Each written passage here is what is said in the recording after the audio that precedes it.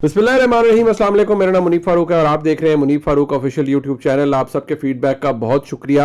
आपकी मदद से ही और आपके सपोर्ट से ये प्लेटफॉर्म आगे चल रहा है। आपका फीडबैक बड़ा मानी रखता है मेरे लिए। और जो सबसे बड़ी खबर है जी वो हमारे सामने आ गई। एक बात तो मैं आपको बता दूं, इमरान खान साहब को भी खुशी होना चाहिए कि अगर उनकी कन्विक्शन किसी और मामले में होती है तो वो भी ताहयात नाअहली नहीं होगी और वो 5 साल की नाअहली होगी। लेकिन मियां नवाज शरीफ साहब और जहांगीर खान तरीन साहब दोनों अब इलेक्शन लड़ने के लिए अहल हो गए। मियां नवाज शरीफ की कन्विक्शन अब नहीं रही, वो बरी हो चुके हैं तमाम तर मुकदमात से, लिहाजा वो इलेक्शन लड़ने के लिए बिल्कुल अहल हैं। अब मामला ये आ जाएगा जी कि ये चीज़ें अपनी जगह मौजूद हैं, लेकिन आपने देखा होगा इमरान खान साहब का जेल से बड़ा तगड़ा बयान आया जो कि उन्होंने सहाफ़ियों से गुफ्तगू करते हुए दिया, जिसमें उन्होंने इकोनॉमिस्ट के अंदर शाये किए गए आर्टिकल की ओनरशिप ली है। अब ओनरशिप उन्होंने ले ली है, लेकिन मैं आपको इतना ज़रूर बता दूं कि ये ओनरशिप लेने से ना मसला ठीक नहीं बल्कि ज़्यादा ख़राब हो गया है। अब और मैं आपको आज के इस व्लॉग के अंदर बताऊंगा कि जो पाकिस्तान तहरीक इंसाफ के दोस्त हैं या वो लोग जो सपोर्ट करते हैं इमरान खान साहब को, उनमें ज़रूरी नहीं कि यंगस्टर्स हैं, जो उम्र रसीदा लोग भी हैं, मिडिल एज लोग भी हैं, वो जो सपोर्ट करते हैं इमरान को, उस सपोर्ट की वजह क्या है और वो इमरान खान साहब को जब सपोर्ट कर रहे होते हैं तो वो किसी भी सहाफ़ी से, कोई भी सहाफ़ी हो, उससे चाह क्या रहे होते हैं, उससे मांग क्या रहे होते हैं। ये चीज़ बड़ी अहम है और मैं हमेशा देखता हूं कि बड़ा ये दिलचस्प सी बात है जो कि की जाती है।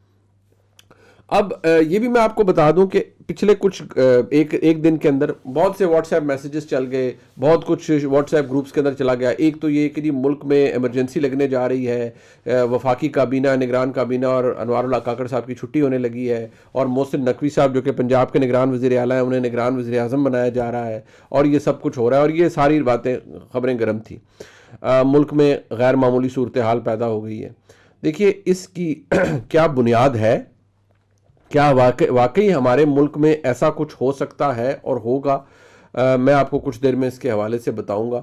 और ये चीज़ें जो मैं अब आपके साथ या आपके सामने रखूंगा ये ऐसी हैं जो कि वो नहीं है, जैसे कहते हैं ना, वो पंजाबी में कहते हैं लंगर गा पाए वहीं खाम खा बैठ के शुलियाँ छोड़ते रहे, वो नहीं है। कुछ लोग ऐसे हैं जो कि मैं हमेशा हंसता हूँ कि वो शुलियाँ छोड़ने पर यकीन रखते हैं और नई नई बातें कर देते हैं। लेकिन कुछ लोगों को इस बात का एहसास होना चाहिए कि जब अल्लाह ताला ने उनको एक ज़िम्मेदारी दी है, वो लोग उनके व्लॉग सुनते हैं, लोग उनके पॉइंट ऑफ व्यू को सुनते हैं, तो उनको चाहिए कि अपनी गुफ्तगू के अंदर जो ज़िम्मेदाराना कॉन्डक्ट है वो सामने लेकर आएँ। अब मैं आपको एक बात बता दूं जी कि इसका ताल्लुक ये कि जी हमारे मुल्क के अंदर क्या हो सकता है और हो नहीं सकता और ये इमरजेंसी वाली बात कहाँ से आई। अब सबसे पहले, क्योंकि मैंने खबर आपके सामने ही है, मियां नवाज शरीफ साहब के अहलियत हो गई, जहांगीर खान तरीन साहब की हो गई। अदालत ने 6-1 से फैसला दिया है। 6 जज साहिबान ने कहा है कि जी बिल्कुल ठीक है। और जो समीउल्लाह बलोच के इसका फैसला था उसके अंदर जो डिक्लेरेशन दी गई थी नाअहलियत के हवाले से, वो खुद साख्ता थी। अदालत ने अपने जो डोमेन थी उससे तजावुज़ करते हुए फैसला दिया था, अदालत ने उसे कलअदम करार दिया, वो ओवर रूल हो गया। ये 6-1 से फैसला आया। 6 जज साहिबान ने ताहयात नाअहली को ख़त्म कर दिया, जबकि याया अफरीदी साहब ने अपना इख्तिलाफी नोट, डिसेंटिंग नोट दिया है इसके अंदर। अब अदालत ने एक और बड़ा ज़बरदस्त काम किया है। अदालत ने इस फैसले के अंदर, जो कि अब तक रिपोर्ट हुआ और हमारे सामने है, कि अदालत ने कहा है कि जो अहलियत से मुतल्लिक इलेक्शन कमीशन के अंदर, इलेक्शन एक्ट के अंदर जो तरमीम की गई, जो कानून मौजूद है, अदालत ने कहा कि उसको परखने की ज़रूरत नहीं है। यानी अदालत ने इज्जत दी है पार्लियामान के बनाए हुए कानून को। इसकी बड़ी अहमियत है। और अब जो तमाम एम्बिग्विटी थी, जो कन्फ्यूजन थी, लोग मखमसे का शिकार थे कि अच्छा जी ताहयात नाअहली होती है या नहीं होती। अब 62(1)(f) के तहत भी अगर कोई नाअहल होगा कभी, तो वो ताहयात नाअहली नहीं होगी, वो 5 साल के लिए होगी। ज़हन में रखिएगा कि फैसल वाडा साहब का जब मामला आया तो उस वक्त उमर अताब बंदयाल साहब, साबिक चीफ जस्टिस साहब ने कहा था कि जी ताहयात नाअहली बड़ा सख्त सज़ा है, जबकि उन्होंने खुद ही पहले तहरीर किया हुआ था अपने एक फ़ैसले के अंदर, समीउल्लाह बलोच केस के अंदर, कि नहीं जी इसलिए तो ताहयात नाअहली होनी चाहिए 62(1)(f) के तहत। बहरहाल जज साहिबान का मौक़िफ़ बदल जाता है, ओपिनियन बदल जाता है, लेकिन अपने ही किए हुए फैसलों के अंदर खुद ही मौक़िफ़ तब्दील हो जाना, ये बड़ी दिलचस्प बात है जज साहिबान के हवाले से। लेकिन अब ये चले, हो गया। और इसका मैं हमेशा से कहता था कि नैब ने कह दिया मियां नवाज शरीफ। अब सुप्रीम कोर्ट की तरफ से भी आ गया कि मियां नवाज शरीफ की अहलियत होगी और अब वज़ीर आज़म नवाज शरीफ के नारे और ज़ोर शोर से लगेंगे। बनते हैं नहीं बनते, हालात तो ये लग रहे हैं कि अगले वज़ीर आज़म मियां नवाज शरीफ साहब ही होंगे। हाँ, ये मैं बात आपको बता दूं कि क्यों लगता है कुछ लोगों को, कुछ दोस्तों को। मुशाहिद हुसैन सैयद साहब ने कहा कि मियाँ साहब को चाहिए वो supreme commander of armed forces बन जाएं, यानी कि सदर पाकिस्तान बने, वजीर आजम ना बने। उनको एक ख्याल क्यों है? वो इसलिए कि हमारे मुल्क के अंदर देखिए एस्टैब्लिशमेंट की ताकत, वो हर चीज़, वो ग्राउंड रियलिटी है, कोई ऐसी चीज़ नहीं जो मैं आपको नहीं बता रहा हूँ। असल बात यह है कि इस मुल्क के अंदर, जिसे हम इमरान खान साहब के वक्त के अंदर कहते थे जी हाइब्रिड निज़ाम, अब जो आ रहा है ये हाइब्रिड का प्रो मैक्स वर्जन है, जो इस वक्त भी चल रहा है और जो आगे आएगा। कंट्रोल्ड हुकूमत होगी, एस्टैब्लिशमेंट की बड़ी मनहूने मिन्नत होगी, और एस्टैब्लिशमेंट के रॉन्ग साइड पर वो नहीं जा सकती हुकूमत। अगर जाएगी तो उसका हाल वही होगा जो कि इमरान खान साहब की हुकूमत का हुआ। ये बात आप लिख के ले लें, कोई फर्क नहीं पड़ता इससे कि जी कौन कितना। ये जो होता है ना, एक पुरानी इस्तिलाह होती थी, वो जी चीफ साडा है, यानी कि पंजाबी में कहते हैं ना कि जी आर्मी चीफ हमारा है, army. No no no no, ये बात मैंने पहले भी आपको कही थी। आर्मी चीफ किसी का नहीं होता, आर्मी चीफ सिर्फ फौज का होता है और फौज उसकी होती है। तो ये जहन में रखना चाहिए हमारे मुल्क में सियासतदानों को कि ये एक रूड रियलिटी है। बहुत से लोग कहते हैं जी आप इसको क्यों तकवीयत। मैं तकवीयत नहीं देता भाई, मैं फैक्ट बयान करता हूँ। मेरे बस में हो तो मैं तो कहूँ सिविलियन सुप्रीमेसी हो, इदारे अपनी हदूद में रहें, फौज का एस्टैब्लिशमेंट का कोई काम नहीं है पाकिस्तान की सियासत में। लेकिन मेरी मर्जी से सब कुछ नहीं चल सकता ना, मेरी ख्वाहिश हो सकती है, मैं तमन्ना कर सकता हूँ, लेकिन जो है मैं उसके बारे में आपसे झूठ नहीं बोल सकता। लिहाजा आज की हकीकत यही है कि हमारे मुल्क में मुक्तदरा एस्टैब्लिशमेंट बहुत ताकतवर है, और इतनी ताकतवर है कि जितनी आपकी सोच भी वहां तक शायद नहीं जाएगी, इतनी ताकतवर है। अब ये सूरत हाल बन गई, लेकिन इसमें अगर किसी ने सारी सूरत हाल के अंदर, अगर अब ये पता लगेगा ना मियां नवाज शरीफ साहब अगर चौथी दफा वज़ीर आज़म बनते हैं, लेकिन मुशाहिद साहब कह रहे हैं नहीं जी आप वज़ीर आज़म ना बने। क्यों? क्योंकि ये हाइब्रिड वर्जन जब होगा तो उसमें तो इख्तियारात उतने नहीं होंगे, फौज के साथ बड़े बना के रखना पड़ेगा।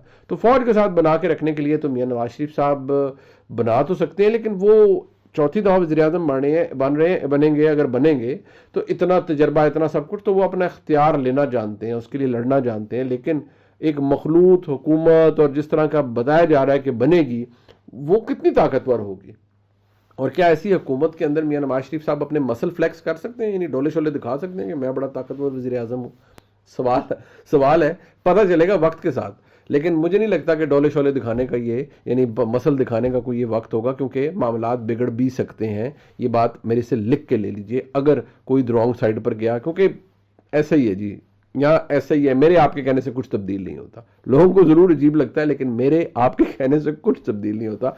सो इस बात के लिए हवाले से तो मैं कहूँगा जी mark my words my friends. अब जरा इस बात पर आ जाइए जी, मियां नवाज शरीफ साहब के हवाले से मैंने आपको बता दिया। अगर किसी ने सबक नहीं सीखा अब तक, तो वो कौन है? वो हमारे जनाब कप्तान, यानी वैसे हमारे भाई मंसूर अली खान कहते हैं मेरे कप्तान, तो हमारे कप्तान जनाब इमरान खान साहब है।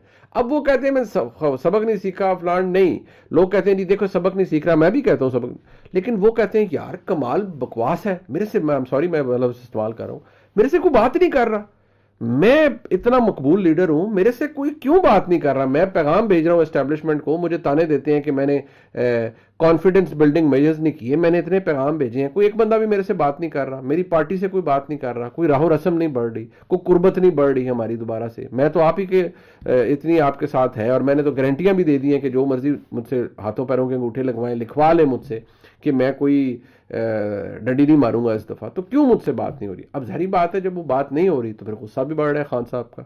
अब जब गुस्सा बढ़ रहा है तो फिर उन्होंने कहा जी ठीक है मैं दुनिया को बताऊंगा। उन्होंने कहा मैंने आर्टिकल डिक्टेट करवाया।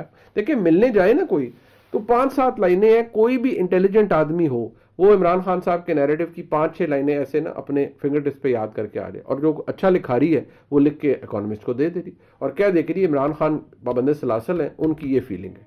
इकोनॉमिस्ट ने छापा, और इकोनॉमिस्ट ने बार बार छापा। मोहन सलाई साहब की ट्वीट है, उन कह रहे हैं कि भी तुसी बाज नहीं आना, यानी कि वो रोज अपने ट्विटर हैंडल पे लगा देते हैं। और आप by the way traffic check कीजिए, मेरी टीम बड़ी जबरदस्त है, उन्होंने मेजर किया कि इकोनॉमिस्ट के जो हिट्स आई हैं, यानी कि जो उनको लाइक्स मिले हैं इस आर्टिकल को जो पढ़ा गया है, उसकी तादाद कई मिलियंस में चली गई है, यानी इतना ज्यादा लोगों ने उसको पढ़ा है। और इमरान खान क्योंकि एक आइकॉनिक फिगर है तो दुनिया में उनको पढ़ा जाता है, देखा जाता है। इमरान खान की बात होगी, इमरान खान ये तो नहीं ना कि कोई एक पॉलिटिशियन है जी, एक मुल्क के वज़ीर आज़म रहे, उससे पहले वो ही has always been a legend and iconic figure of Pakistan. तो इमरान खान तो पूरी दुनिया जानती है कि इमरान खान कौन है। तो जाहिर बात है इकोनॉमिस्ट में आए और फिर इलेक्शनों के बारे में हो, सब कुछ हो, लेकिन भाई मसला ये है कि इकोनॉमिस्ट में भी आ गया, दुनिया ने भी पढ़ लिया, सब कुछ हो गया, लेकिन यहाँ तो देख लीजिए, यहाँ तो भाईजान इतना काम सख्त है कि इंटरनेट भी डाउन हो जाता है और मैं और आप हम कुछ भी नहीं कर सकते, कोई कुछ नहीं कर सकता और ना ही कोई कुछ कर सकेगा। काम वही होना है जनाब जो भाई लोगों ने कहना है, हमारे सज्जनों ने कहना है, और वो सज्जन बड़े डाढ़े हैं, सज्जन बड़े तगड़े हैं, उन्होंने जो करना है जो कहना है वही होना है। और खान साहब को मसला ये है, खान साहब आज भी मैं कहता हूँ लड़ाई को सिविलियन सुप्रीमेसी की नहीं लड़ रहे, आज भी लड़ाई क्या है, भाईजान सेटिंग तक करा दो मेरे नाल, एक दफा दोबारा सेटिंग मुझसे कर लें, एक दफा मौका तो दे खिदमत का। अब खिदमत का मौका लेने के लिए, खिदमत का मौका लेने के लिए सारे जनाब चल पड़े हैं, सारे लग पड़े हैं। और अब खान साहब भी इसी ख्वाहिश में है कि जी खिदमत का एक दफ़ा मौका मेरे दोबारा दें, लेकिन अभी तक उनकी दाल गल नहीं रही। अब दाल गलती है नहीं गलती, आज की तारीख में तो नहीं गली। और शुरलियाँ पटाखे तो आपको पता है जो हमारे मुल्क में छोड़े जाते हैं, कोई कहते नहीं 15 तारीख को रिलीज हो रहे हैं, कोई कहते नहीं क्या हो रहा है, भाई जब होगा तो पता चल रहेगा। हाँ, अब ज़रा मैं आपको ये बता दूं जी कि हमारे मुल्क में जो रिसेंटली खबरें आई कि जी इमरजेंसी लगने लगी है, सब कुछ हो गया, व्हाट्सएप ग्रुप्स में आ गया। एक बात मैं आपको बता दूं, मैंने पहले कहा था, मैं अब भी कहूँगा, अगर मतलूबा नताइज के मुताबिक सिलसिला ना चला तो फिर भाई कुछ भी हो सकता है, कुछ भी हो सकता है। आज तो अभी ये गप आ गई ना, लेकिन अगर मतलूबा नताइज हासिल ना हुए और इलेक्शन का फ़ायदा ना नज़र आया तो बदकिस्मती से कहूँगा, मुझे बुरा भला ना कीजिएगा, मैं हालात हाजरा पे तबसरा करता हूँ और फैक्ट्स बताता हूँ। वो फैक्ट्स ये हैं कि फिर क्या कोर्ट्स, क्या जमहूरियत, क्या कॉन्स्टिट्यूशन, सब धरा का धरा रह जाएगा और फिर पता नहीं क्या हो जाएगा। इसके बारे में आप, मैं दोबारा कहूँगा, मैं उसका ज़िम्मेदार नहीं हूँ, ना ही मैं कह रहा हूँ कि ये हो, मैं तो कहता हूँ मैं गलत साबित हूँ, लेकिन मैं आपको कह रहा हूँ कि अगर सिलसिला मर्ज़ी के मुताबिक ना हुआ तो फिर काम कुछ उलट हो सकता है, कुछ भी हो सकता है। वो तो फिर अब कहते हैं ना, गैब का इल्म तो अल्लाह ताला को है, लेकिन मैं जो आपसे बात कर रहा हूँ मैं किसी दिमागी लहर पे नहीं कर रहा, विम्स पे नहीं कर रहा, मैं आपके सामने वो बातें, वो नुक्ते जोड़ रहा हूँ। और मैं रिसेंटली ये कहता हूँ, आज भी कहूँगा, थोड़े को बहुता जानिए, मैं नुक्ते जोड़ रहा हूँ कि कुछ भी हो सकता है। और जब कुछ भी हो सकता है तो उसके अंदर फिर आप कोई चीज़ भी फिट कर लीजिए कि क्या क्या हो सकता है। आप बड़े ज़हीन लोग हैं, मुझे पता है आपका बड़े ज़हीन लोग हैं। तो जनाब ये है आज का व्लॉग, आप इसे लाइक सब्सक्राइब शेयर कीजिएगा और मैं अच्छा बच्चा बनने की कोशिश पूरी करूंगा कि मैं आपसे 2 दफ़ा दिन में मिलूं और 2 व्लॉग्स करें हम। इस वीडियो को लाइक सब्सक्राइब शेयर कीजिएगा जी। आपकी फीडबैक का बहुत शुक्रिया। खुदा हाफिज़।